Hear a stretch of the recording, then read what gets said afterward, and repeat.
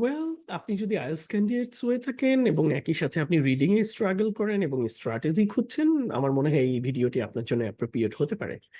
So আমরা reading পার্টটা কিভাবে প্র্যাকটিস করতে পারি? অনেকেই আছে টেস্ট অ্যান্ড প্র্যাকটিস এই দুটাকে একসাথে মিক্স আপ করে ফেলে। আপনি যদি বাসায় বসে একটা ফুল রিডিং টেস্ট দিয়ে তার আনসারটা চেক করেন, স্বাভাবিকভাবে আপনি ফেড আপ হয়ে যাবেন যদি আপনার ডিজায়ার্ড স্কোরটা না আসে। তো সেক্ষেত্রে আপনি কি করতে পারেন? Here is my tip.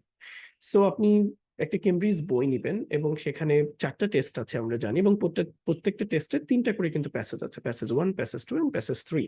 And এগুলো প্রোগ্রেসিভলি ডিফিকাল্ট। আই মিন ১ম থেকে আস্তে, আস্তে কঠিন হতে থাকে। সো আমার এখানে টিপ হচ্ছে আপনি শুধুমাত্র ওই একটা বইয়ের ৪ টা প্যাসেজের শুধুমাত্র ৪ টা টেস্টের শুধুমাত্র প্যাসেজ 1 প্র্যাকটিস করবেন। অ্যান্ড কিভাবে প্র্যাকটিসটা করবেন সেটাই হচ্ছে আরো একটা টিপ। আপনি মোটেই শুধু টেস্ট দিবেন না এবং আনসার চেক করবেন না। আপনি যেটি করতে পারেন, আপনি একটা বেটার এনভায়রনমেন্ট ক্রিয়েট করে শুধুমাত্র একটা প্যাসেজের, আপনি জানেন যে একটা প্যাসেজের জন্য ২০ মিনিট সময় থাকে। এটি একটি টাইম মেইনটেইন করে ফুল একটা পরীক্ষা দিবেন ১ম এ। দেবার পর আপনি আনসার চেক না করে আপনি পুরো প্যাসেজ গো থ্রু করবেন এবং এই প্যাসেজের ভিতরে অনেকগুলো আননোন ওয়ার্ডস পাবেন যেগুলো ব্লকার্স আপনার জন্য, যে যার কারণে আপনি প্যাসেজ পড়ে বুঝেন নাই বা আনসার গুলো ফাইন্ড আউট করতে পারেন নাই। তো এখানে আপনি যেটি করবেন, আননোন ওয়ার্ডস গুলোকে আন্ডারলাইন করার পর একটা English to English dictionary, I always prefer Cambridge online dictionary অথবা অক্সফোর্ড অনলাইন ডিকশনারি। এখান থেকে ইংলিশ টু ইংলিশ মিনিং গুলো ফাইন্ড আউট করবেন, কারণ ইংলিশ থেকে আবার যদি বাংলা মিনিং ফাইন্ড আউট করেন তাহলে আবার আপনার ব্রেনে প্রসেস করতে হবে English to Bengali then English. এটা না করে ডাইরেক্ট ইংলিশ থেকে ইংলিশ, আপনার প্যারাফ্রেজ করার এবিলিটি বাড়বে, সিনোনিম ইমপ্রুভমেন্ট হবে, এবং এগুলাকে আপনার কিন্তু স্পিকিং এন্ড রাইটিং এ ইউজ করতে পারবেন।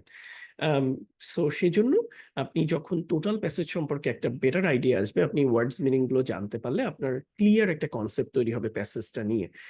এরপরে যে আবার আপনি টেস্ট দিতেন, এন্ড এই সময় দেখবেন যে আপনার সময়ও কম লাগছে এবং আপনি ১ম বার অনেকগুলো প্রশ্ন না বুঝে আনসার করেছিলেন। এখানে কিন্তু আপনি আনসার গুলো বুঝে আনসার গুলো ঠিক করতে পারবেন।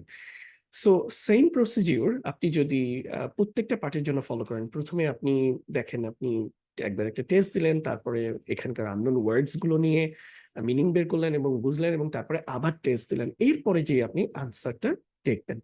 এতে আপনার যে বেনিফিটস গুলো আসবে সেটি হচ্ছে, আমাদের মেইন সমস্যা আমরা পড়ে না বোঝার কারণ আরেকটি হচ্ছে আমাদের রিডিং এর হ্যাবিট নাই। সো আপনার রিডিং এর হ্যাবিট বাড়বে।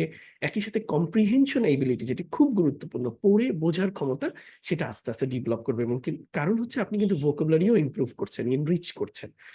এন্ড সেম প্রসিডিউর আপনি ১ম এ প্যাসেজ 1 করলে আপনার একটা কনফিডেন্স লেভেল বাড়বে। এরপরে আপনি প্যাসেজ 2, তারপরে আপনার প্যাসেজ 3। এভাবে যদি করতে থাকেন, আই হোপ আপনার রিডিং এ এখন যে লেভেল আছে সেখান থেকে অনেকখানি ইমপ্রুভ করতে পারবেন। So thank you so much for watching this video.